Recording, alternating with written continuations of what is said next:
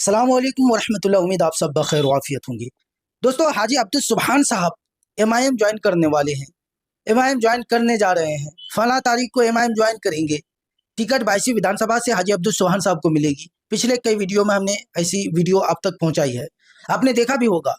लेकिन 1 महीना हो गए, 2 महीना हो गए, अभी तक आखिर क्या वजह है कि हाजी अब्दुल सुबहान साहब एआईएमआईएम में शामिल नहीं हुए हैं। हालांकि हमने सूत्रों के हवाले से ये खबर दी थी, उसके बावजूद ना ही हाजी अब्दुल सुबहान साहब की तरफ से ये क्लियर किया गया कि हम एमआईएम में नहीं जाएंगे या हम आरजेडी ही से चुनाव लड़ेंगे, और ना ही एमआईएम वाले खास करके बिहार सदर अख्तरुल ईमान साहब की तरफ से कोई ऐसी बात निकल करके आ रही है कि हाजी अब्दुल सुबहान साहब अगर आना चाहते हैं उनके लिए मोस्ट वेलकम है, खैर मकदम करेंगे, आप स्वागत करेंगे, आने दीजिए, कब आ रहे हैं टाइम दीजिए। ऐसा भी नहीं निकल करके आ रहा है। तो क्या है, सूत्रों के हवाले से ये पुख्ता खबर आ रही है कि हाजी अब्दुल सुबहान साहब एमआईएम में आना चाहते हैं।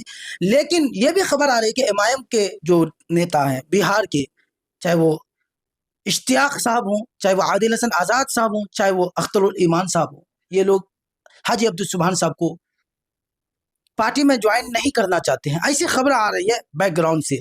मैं यहाँ क्लियर कर दूं, ना ही हाजी साहब की तरफ से ऐसी खबर हमें मिली है और ना ही एमआईएम की तरफ से, बल्कि गुपचुप तरीके से ये जो वर्कर लोग हैं उनके द्वारा यह खबर आ रही है कि हाजी अब्दुल सुबहान साहब भरपूर कोशिश में लगे हुए हैं वो एमआईएम में आ जाए, और टाइम भी मांग रहे हैं एमआईएम वालों से कि हमें टाइम दीजिए, कब आए।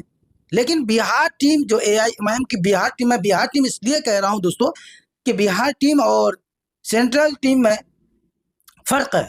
अगर वहां से बात होती है, यहाँ एक्सेप्ट नहीं किया जाता है तो भी भारी परेशानी होती है। इसलिए बिहार टीम हाजी अब्दुल सुबहान साहब को रिस्पॉन्स नहीं दे रहा है।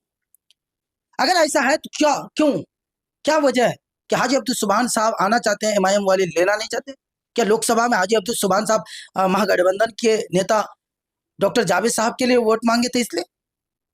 अगर इसलिए तो फिर यह गलत फहमी है जो लोग नहीं आने देना चाहते हैं, क्योंकि उस वक्त वो उस पार्टी का हिस्सा थे और उस पार्टी में रह करके उन्होंने ईमानदारी से काम की है।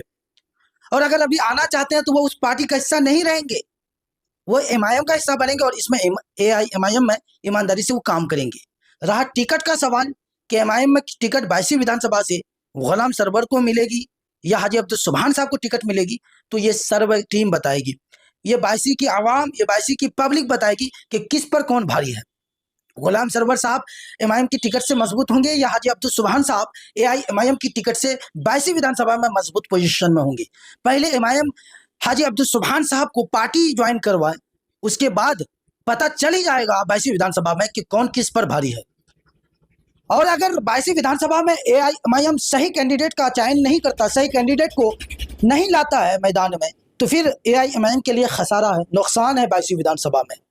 क्योंकि 22वीं विधानसभा में जहां पर 6 मुस्लिम कैंडिडेट मैदान में लड़ने की तैयारी में लगे हुए हैं, हाजी अब्दुल सुबहान साहब, सैयद रुकनुद्दीन साहब, गुलाम सरवर साहब, शहनवाज रिजवी साहब, शाहनवाज आलम साहब और निसार अहमद साहब, ये 6 उम्मीदवार सिर्फ बड़े चेहरे के तौर पर 22वीं विधानसभा में तैयारियां कर रहे हैं काफी दिनों से।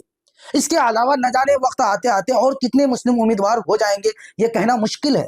तो ऐसे में मुस्लिम वोटों का बंटवारा होगा, बिखराव होगा, ये कन्फर्म मानी जा रही है। और उधर एनडीए के सिर्फ एक ही आता है, कौन? जो बीजेपी प्रत्याशी पहले रह चुके हैं उन्हीं का नाम आता है। अगर वहां पर बीजेपी उस कैंडिडेट को टिकट नहीं देकर उसके गठबंधन जेडीयू के टिकट डॉक्टर शाहनवाज रिजवी को मिल जाता है तो भी ये मुस्लिम वोट खींचेंगे।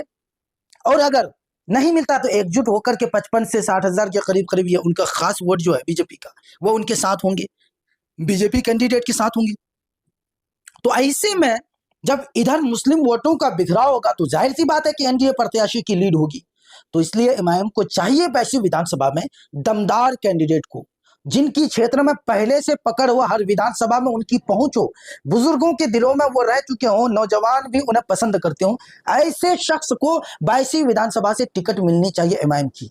अगर आप कहेंगे कि नहीं हम फला को दे देंगे तो वो आपकी मर्जी है, लेकिन 22वीं विधानसभा में जो एमआईएम के वोटर हैं उनका यह कहना है कि अगर सही कैंडिडेट को टिकट नहीं मिला तो ये सीट एमआईएम के हाथ से चली जाएगी। ये बैकग्राउंड की मैं बात करूं, पीछे से ये आवाज आ रही है। हालांकि हाजी अब्दुल सुबहान साहब ने भी ये नहीं कहा कि हम एमआईएम ज्वाइन करने जा रहे हैं, हमें एमआईएम वाले ज्वाइन नहीं कर रहे हैं, या एमआईएम के किसी बड़े नेता की तरफ से भी ये खबर नहीं आई है कि हम हाजी अब्दुल सुबहान साहब को नहीं लेंगे या उनकी पार्टी में जो है स्वागत नहीं करेंगे। लेकिन कुछ तो है दाल में काला, जो पीठ पीछे बैकग्राउंड में पर्दे के पीछे ये आवाज आ रही है, कुछ तो चल रहा है। जो शोर मच रहा था कि हाजी अब्दुल सुभान साहब एमआईएम में आने वाले हैं, वो शोर अभी क्यों थम गया है? आखिर एमआईएम वाले उस शोर का रिस्पॉन्स, उस शोर का जवाब क्यों नहीं दिया कि एक दिग्गज नेता, 6 बार के विधायक, पूर्व मंत्री अगर एमआईएम ज्वाइन करना चाहते हैं तो उससे बिहार में कितना फर्क पड़ेगा? वोट बिहार में मुस्लिम वोटों में कितना बदलाव आएगा? मुसलमानों के माबैन एक कितनी सनसनीखेज खबर आएगी कि 6 बार के आरजेडी के विधायक, पूर्व मंत्री एमआईएम पार्टी ज्वाइन किए। उसके बावजूद एमआईएम वाले अगर रिस्पॉन्स नहीं दे रहे हैं तो फिर एमआईएम के लिए खतरा है। इस वीडियो में इतना ही दोस्तों, फिर मिलते हैं किसी अन्य वीडियो में। जय हिंद, अल्लाह हाफिज, अस्सलाम वालेकुम।